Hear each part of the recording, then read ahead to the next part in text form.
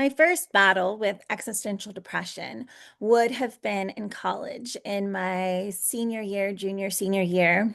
I remember just kind of being so overwhelmed by feeling like I was running out of time, feeling like I wanted to get to know, especially my dad, who I spent most of my life trying to please and to be proud of me. And so I started worrying. I think that I didn't know him as a person and that I wasn't going to be able to do that. Um, and so that kind of caused me to spiral a little bit on top of like a whole bunch of other stuff, but that was just a piece of it. And I remember that when my parents picked me up and they brought me back home to live with them for a short stint prior to joining the military, that my dad was talking to me in the living room.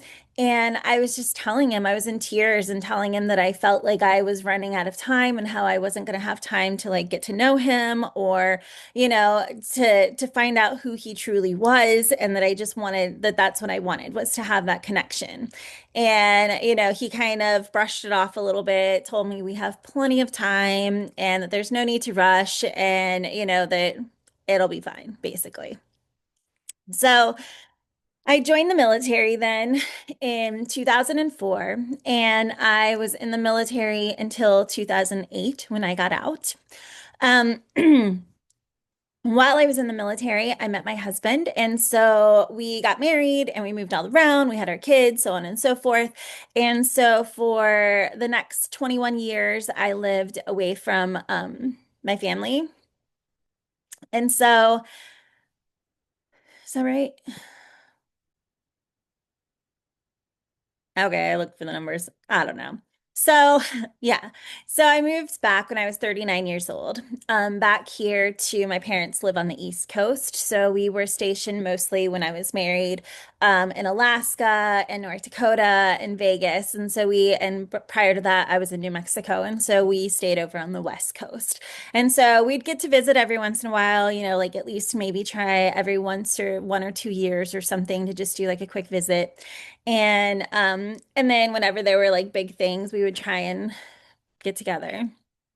But so it wasn't until 2020 that we finally got orders to go back to the East Coast to be by my family. And I was really excited because I just felt like it had been so long. And my girls, I'd had them, they were growing, and I just really wanted them to be around family and around their cousins and all of that kind of stuff. So we were excited that we were coming back to the East Coast. So we moved back here in July of 2020. And and it was in the middle, the height of the pandemic. And so, of course, we were all wearing masks. We weren't really going out. We weren't talking to people. We weren't really meeting up with family members at the time yet. My older sister and her family lived down in North Carolina, and my younger sister lives up in the DC area. And then my parents lived up in the Northern Virginia area. And so my dad had had some health issues over the past and some like a quadruple bypass and cancers and different things like that. And he also has diabetes. And so he was on dialysis. And I think at that time, but I don't know. So yeah, he would have been at that time. So anyways, we came back and we finally got to visit with them. We were so excited. We got our house. They came down here to our house, and my dad had had surgery, and so we have a pool, but he wasn't able to get into it. And so I was just looking forward to like those times when they could come down and we could like the kids could play in the pool with him, and it would just be lots of fun, right? Well, that didn't happen. So, what happened was in 2020, my husband randomly was like, hey, he's like, why don't you go and spend time with your folks? Why don't you go up and like I'll watch the girls, we'll stay here and you can just have a little one-on-one time. And he's like, you haven't really had that with them. And so I was like, okay, I could do that. Which felt weird because, like he said, like I hadn't really had that time. I hadn't just gone as an adult and just hung out with my parents. Um, And I really wanted to, I was so looking forward to getting to know my dad as an adult and to have him get to know me as an adult because I felt like the last time that I really hung out with him was when I had got pulled from college. And so I felt just kind of like I was a disappointment and kind of ditzy and dumb. And, that there was just so much I had accomplished since that time I had grown so much as just a human being that I just wanted to get him to get to know me as an adult, and I wanted to get to know him as an adult because I know like he would have my dad always had like stories and life lessons and all kinds of stuff, but I never really got those because most of our conversations tended to be when I would call my parents and I would be talking to my mom, and you would just hear him in the background, like, oh, say hi or whatever he would say.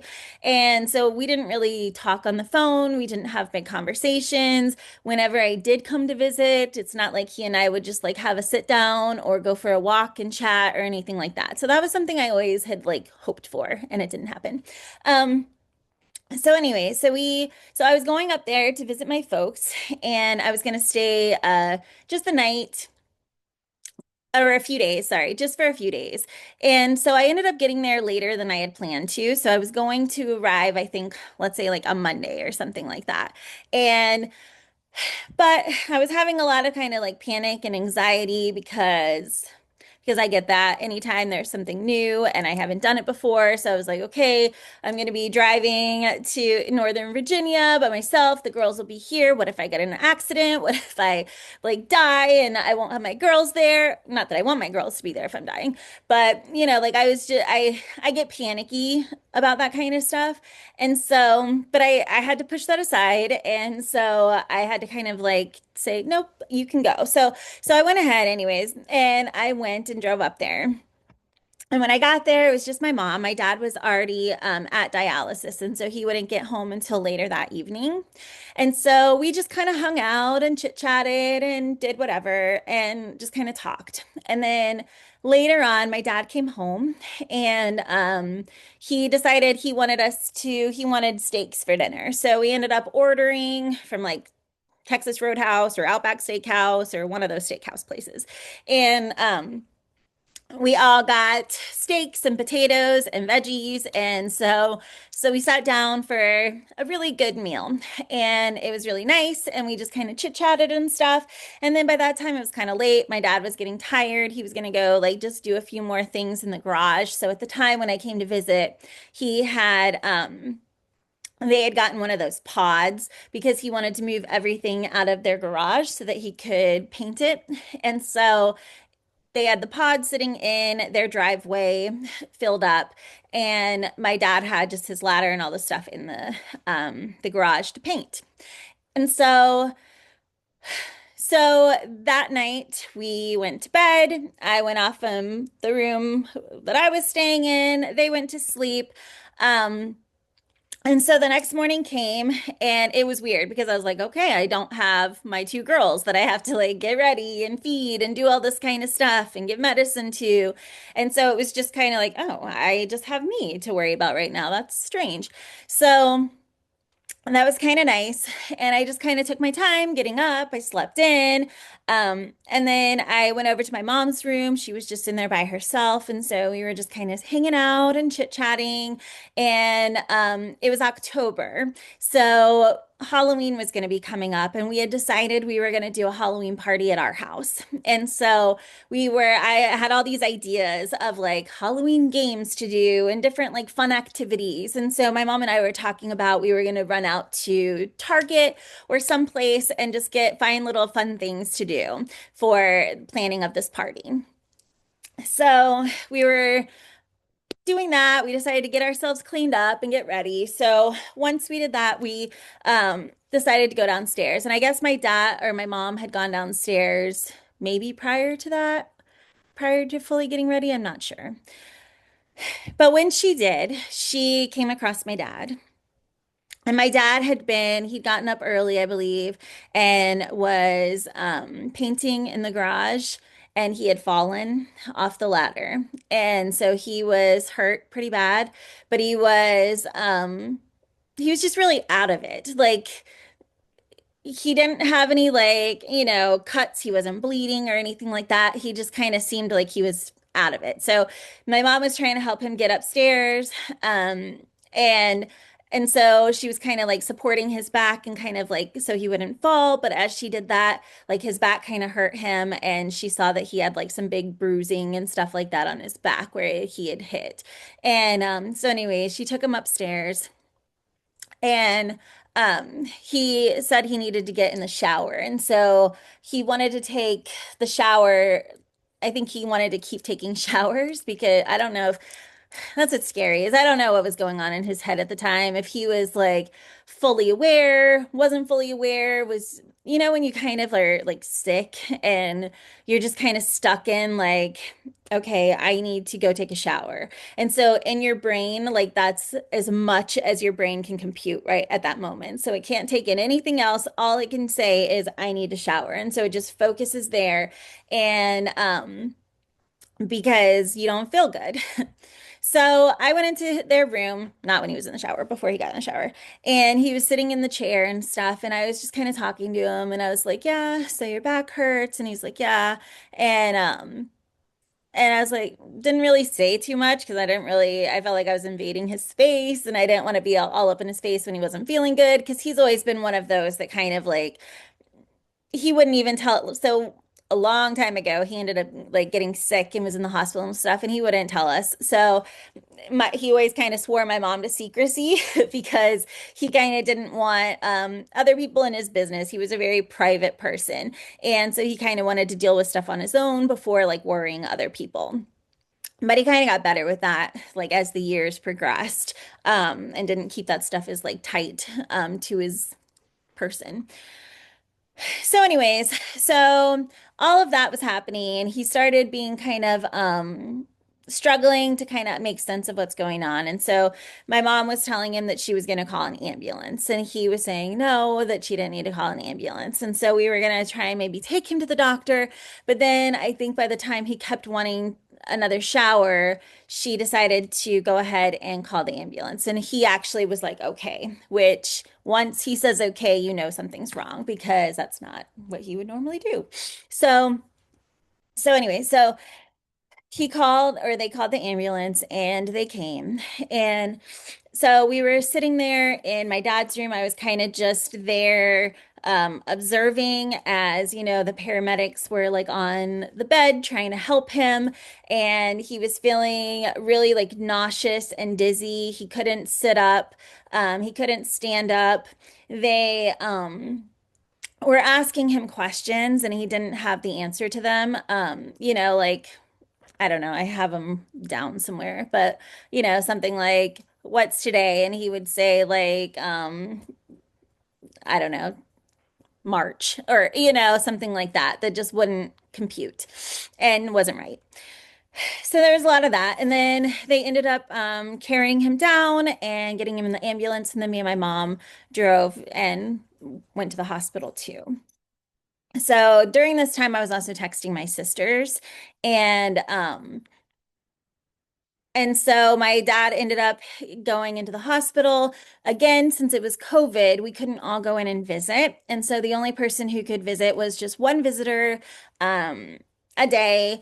And so we let my mom do that, obviously. I mean, that's her husband and her partner. And so we wanted her to have as much time and be able to spend that with him. So she would go every single day and just kind of like hang out with him. We'd just be in the same area and kind of wait for her. Um, and yeah, so it wasn't, so then I remember I got a call about going, so I was going to come back home because my oldest sister, they ended up coming that way, her and her family. And my husband asked, "Do you want me and the girls to come up?" And at the time I was like, no, like I don't. Because I felt like if they came, I was going to then feel like I needed to focus on them. And right now I just needed to focus on my dad and me and my mom and us. And so he didn't come right away, which I appreciated. And yeah, it wasn't until a little bit later my dad seemed to be doing a bit better. I mean, he never woke up. He was, out of it. I don't know if he was in a coma. I don't even know. He just wasn't responding.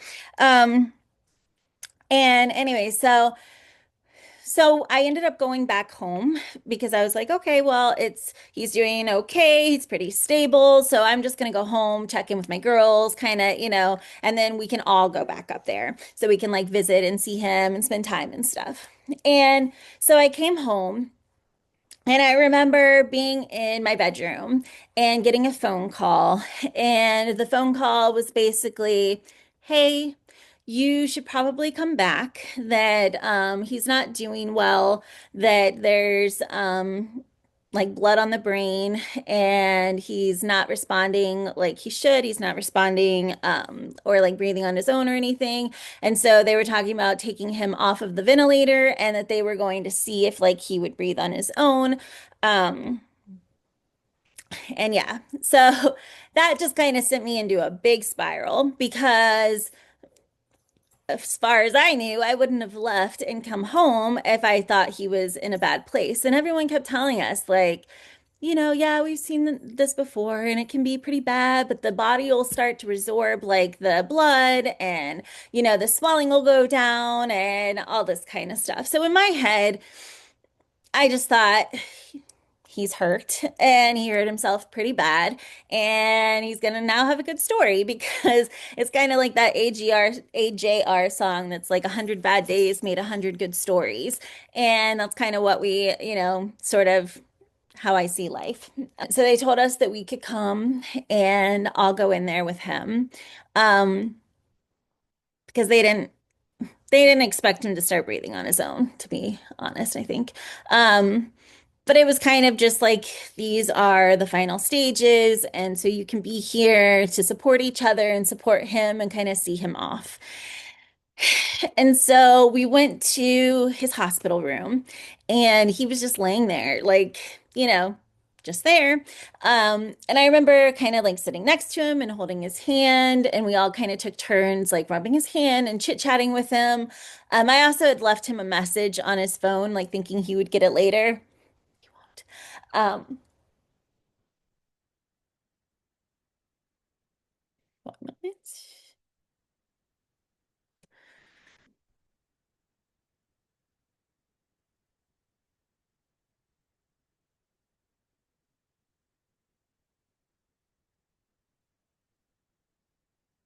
Okay,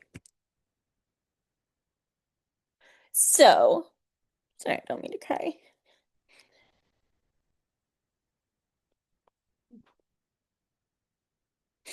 All right,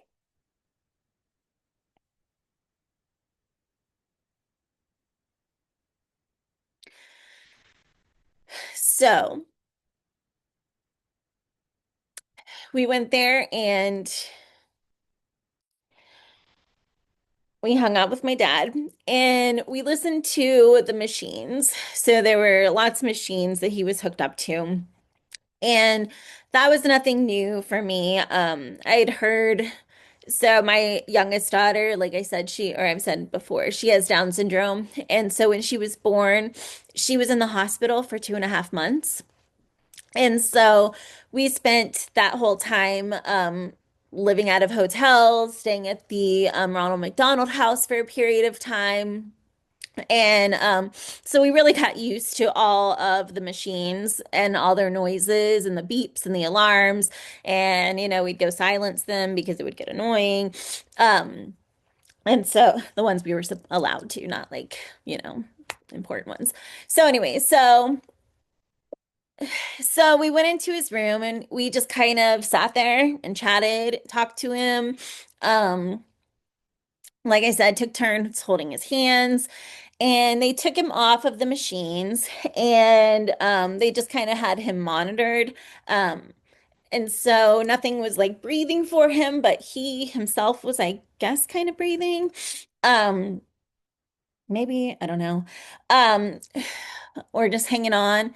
And so we were there for a while, and like they kind of told us that like the numbers on the machine would like we could watch that, and that would kind of tell us when maybe he like goes. And so that was hard because you would like watch the numbers or um, see things change. And so the whole time, sorry, you're just on edge because you're waiting for it to happen. And but finally, they had a room open up. And it was a room that they were going to he wouldn't have to be on any machines. Um they could take out his IV, they could take out all of his stuff and he could just relax.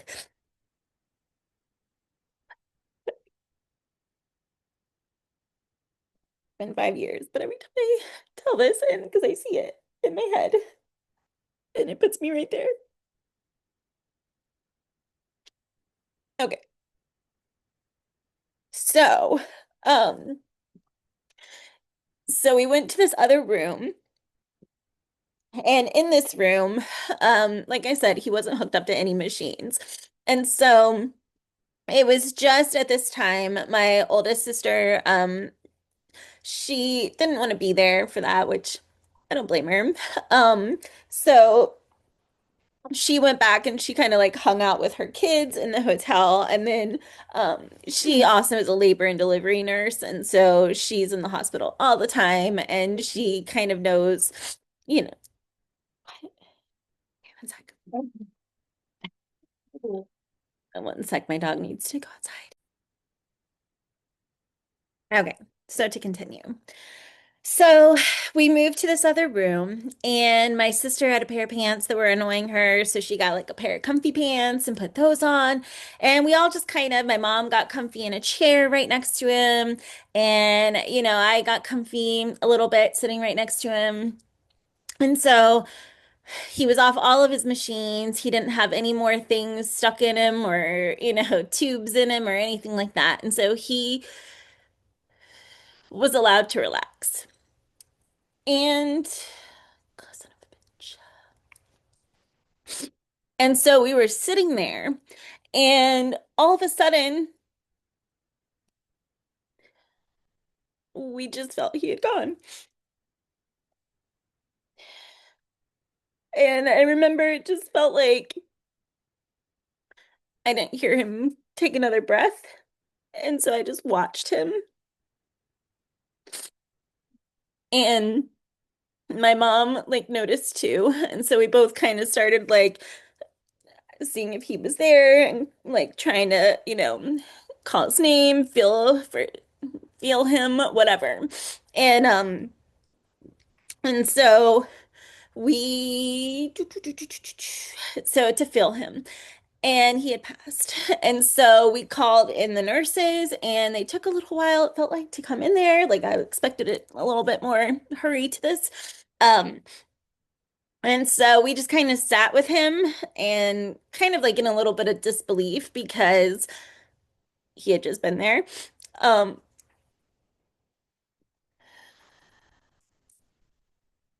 so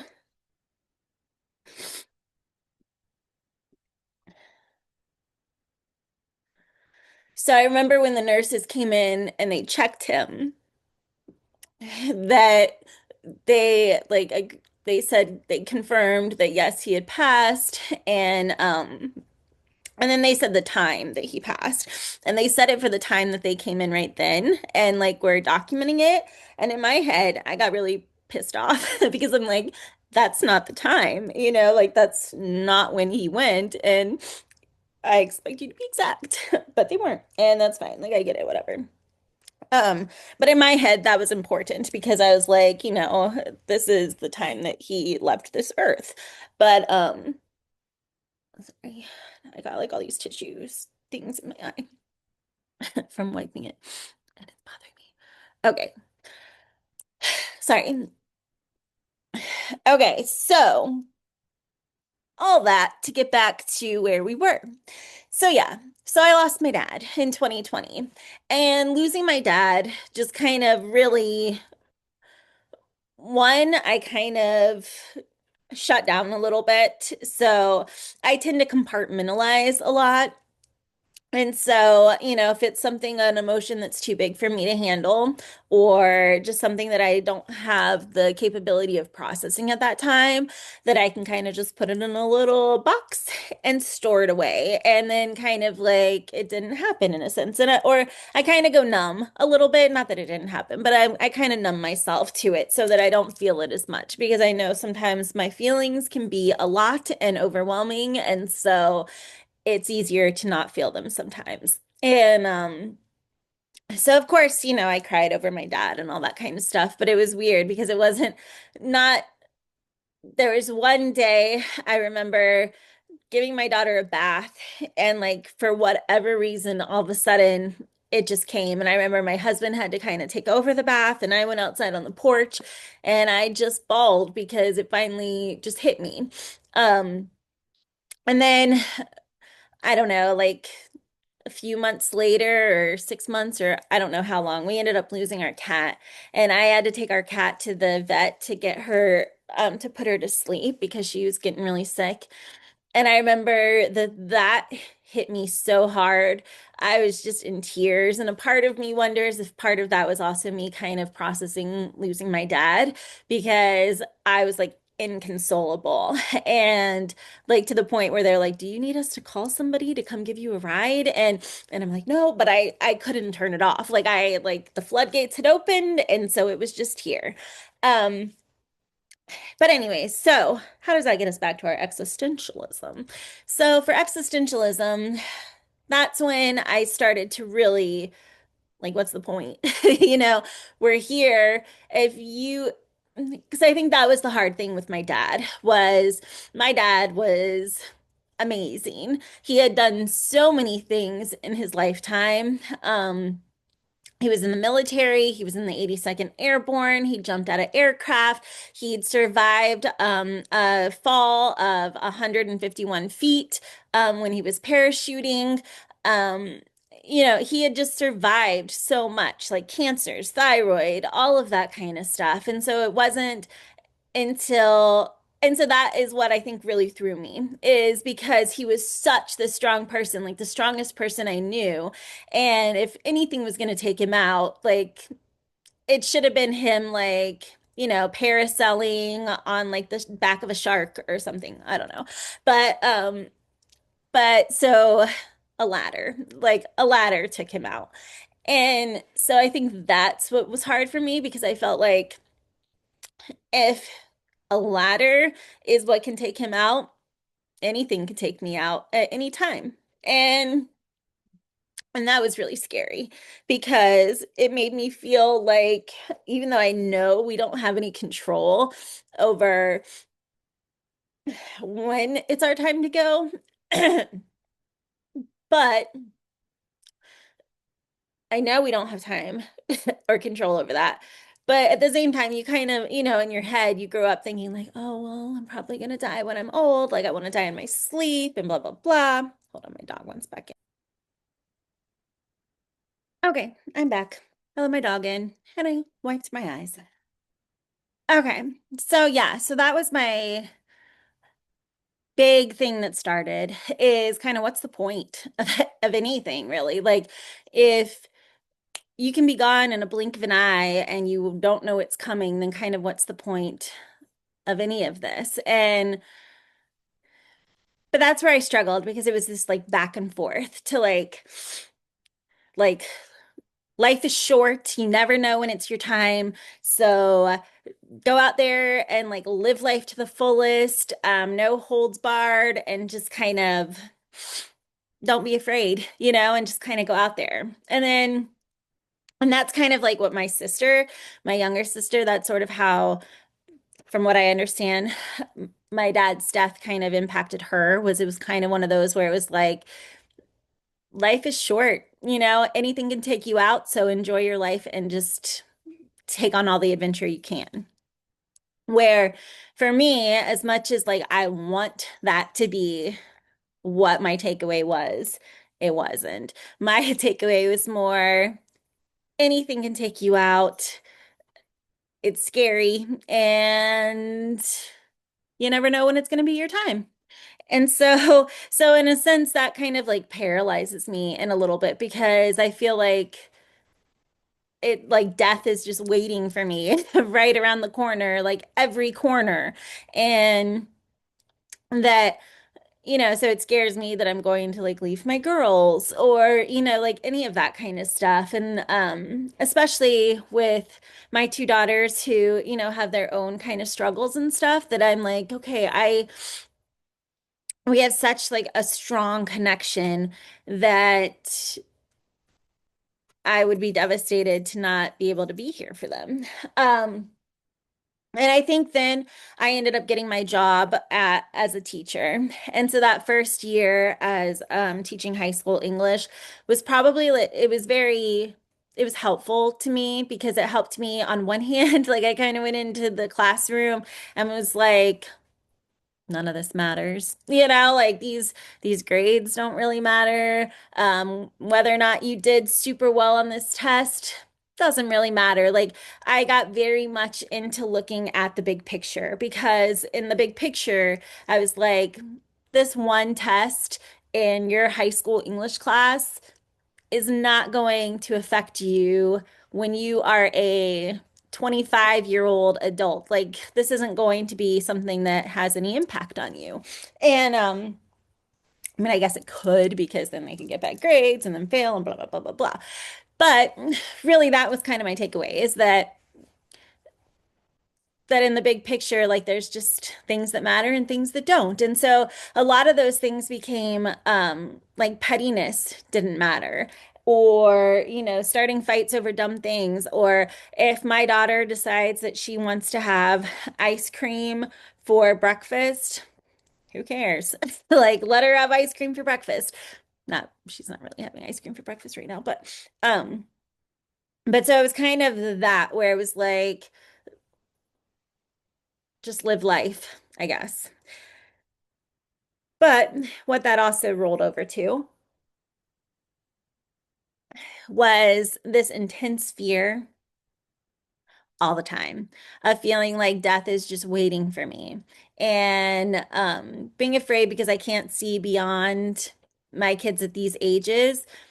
But at the same time, I couldn't see having kids and then I couldn't see having a teenager and all that kind of stuff. So it's like I get in my own head sometimes, all the time.